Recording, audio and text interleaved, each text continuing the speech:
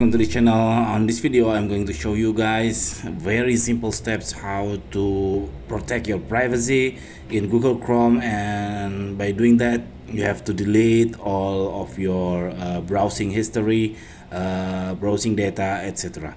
So what you have to do, you just open your Google Chrome.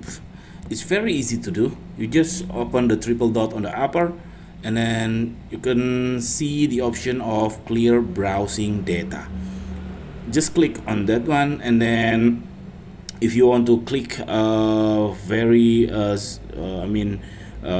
last data, you just click this last 15 minutes, and then I suggest you to click this more options to make sure you delete what you want to delete. And then if you want to delete all of your history, what you have to do is just use this all time, and then you can check all the data you want to delete as you need. For instance, I want to delete all the saved password, which is I'm not recommended to you.